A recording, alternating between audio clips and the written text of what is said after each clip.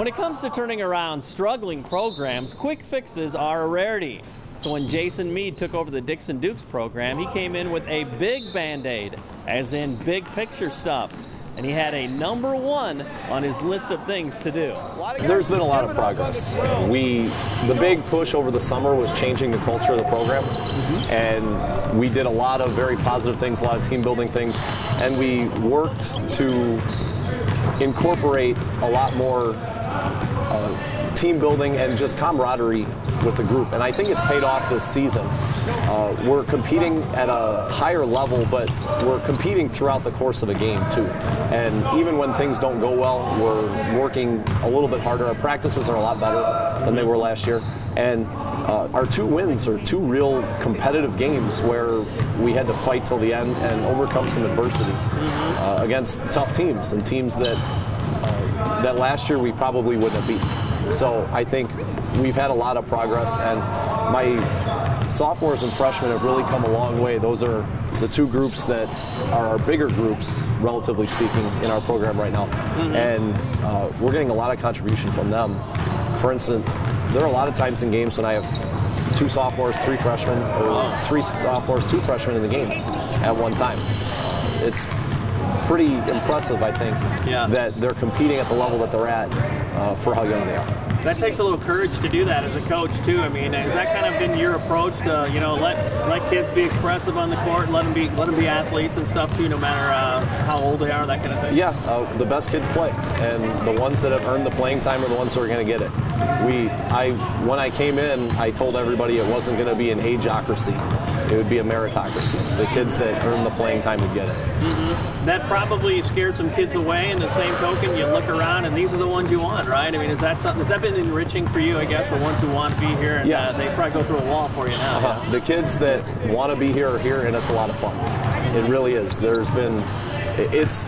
I can't even quantify how much the improvement has been since the first day in June of 2011 when I came in, and we'd averaged 3 kids at summer camp. And now we've doubled our numbers during the season from last year. We ended with 13 last year. We have over 26. I think we have 27. Just huge turnaround. And it's not just in numbers, it's in effort, and it's in quality of character too. I think we can play with anybody that we play. It was really nice to have those 2 wins right in a row, because I felt like we were doing a lot of things right, and all the guys were playing together and real hard. And lately, we just haven't been playing as good as we could. But yeah, last year was really tough. It got to the point where nobody was really working nearly as hard as they should be, and that's what the results we got.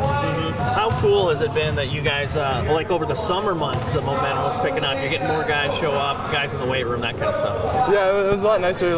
We had 15 guys committed every day to come into summer practices. We would go 3 hours a day of practice, then we'd play for 4 hours at night in games at Westwood. So it was nice to see. Yeah, how important was it for you guys to change the mindset that you can win? You know what I'm saying? Was that out there a little bit, before? There's not really any difference between Dixon and other towns other than mindset.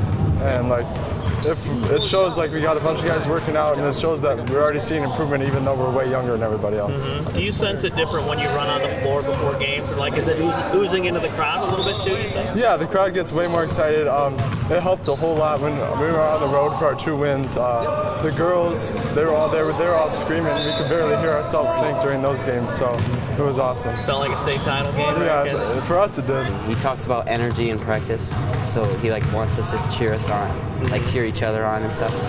How cool is it that you guys are seeing those results on some Friday nights now too? It's pretty good.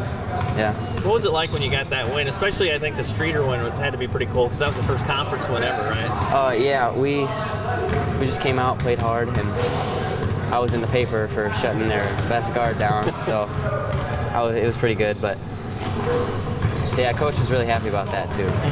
Tell me what it's like for some of the younger guys like you. I mean, you guys are thrown into varsity play. I mean, at some points did you feel like, man, we're getting thrown to the wolves? But at the same token, I mean, you love being stretched like that and getting challenged. Yeah, I like being challenged, and I think a lot of us were nervous, but once we got in there, we realized we're pretty even with some of those kids in varsity leagues. So. And as the years go by, I mean, he's thinking in terms of big picture stuff too. That's got to be pretty great for you to anticipate what could happen in the coming years. years as you get older. Yeah, since we're like playing in varsity, we're getting some experience in that, and then when we get to like senior year, we'll be pretty good. Now, Mead's passion for basketball and getting the best out of his players is clear, but it's not the high priority in his life. His faith in Jesus Christ is. And he's got a playbook. It's the Holy Bible. And he says God's principles fit in perfectly on the basketball court. It's impossible for me to wonder where he can't fit in as a believer, because one of the reasons why I took this job was because it's an opportunity for ministry for me. It's a chance to show kids the love of Jesus Christ. And if I haven't succeeded as much as I wanted to, but the other good thing about God is that he's helped me grow in this situation. And through my mistakes, I've learned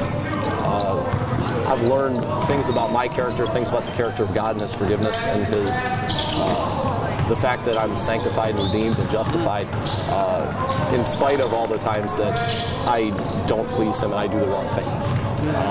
But this is definitely a ministry thing for me. This is what I love to do. And my FCA meetings on Monday mornings are one of the highlights of my week. And I have a couple kids on this team that participate. It's just a lot of fun.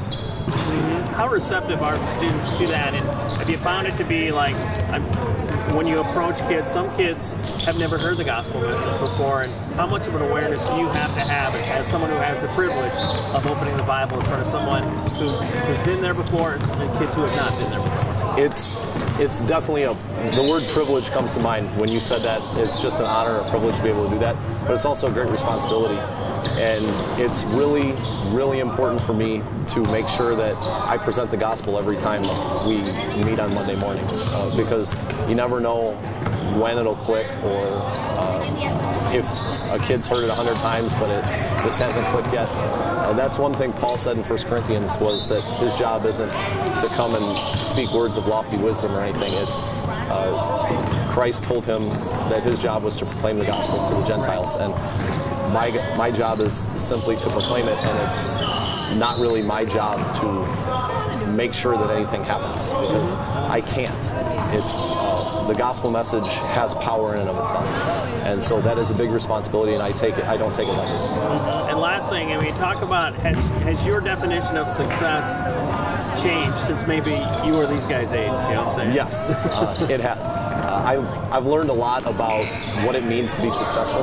Doesn't mean I don't want to win. I definitely want to win, and our goal before we leave this conference is to win it, because we're moving to a different conference soon, and one of our goals before we leave is to win it. But even if we don't, success comes in a variety of different ways, and I think that one of the big things that I've learned is that success comes with improvement. Success comes with moving in the right direction. And if kids can understand the love of Jesus Christ, that's, to me, the most success that I can have here at Dixon.